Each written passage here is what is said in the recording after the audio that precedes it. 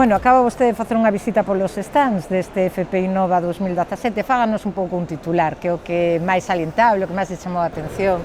Bueno, eu, como tentando poñer un titular a todo isto, eu falaría da fortaleza da FP en Galicia.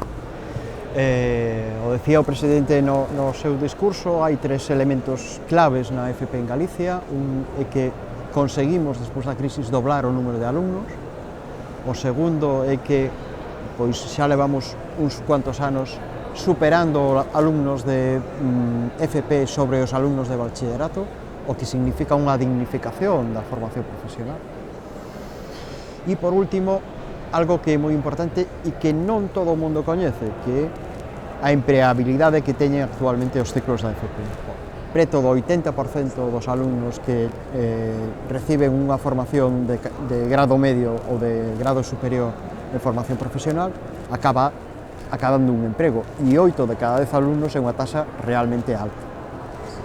Entón, estes tres factores a mí me parece que son os que poñen en valor a fortaleza da FP, e logo hai un tema que é importantísimo, e o estamos vendo aquí con 40 proxectos, que é a capacidade de innovación que teñen os nosos centros. Nese sentido, queríalle preguntar, hai algún ámbito no que Galicia sexa especialmente forte no ámbito da innovación, onde teñamos máis potencialidade?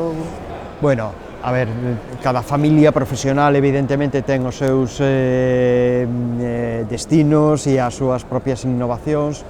Eu destacaría por novedoso e casi por singular todo o tema de aviónica en as Mercedes, en Lugo, que me parece que é algo punteiro nestes momentos, vinculado tamén ao proxecto que temos nas Rozas. En xeral, todos os centros que imparten a familia de cociña e de servicios de hostelería teñen un nivel altísimo. A semana pasada nos visitaba, ou fai 15 días, Vera Sategui, e nos decía que boa parte do personal tiña saído dos nosos centros, boa parte do personal que traballa con él, saído dos centros que impartían en Galicia. E logo temos cousas moi punteiras en algunhas familias profesionais, pois, como estamos vendo, medioambiental, moi importante, atención sociosanitaria. Algúns dos proxectos que vemos aquí son únicos en toda España. Creo que iso dá unha idea da fortaleza dos centros, da súa capacidade de creación e da capacidade que o conxunto do alumnado tamén pon cando, ademais de recibir, pon creatividade no seu estudio.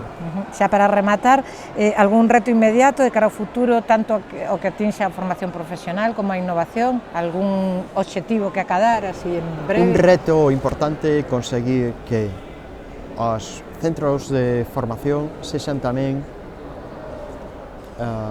semente suficiente para crear empresas, microempresas, que logo avancemos a medianas empresas.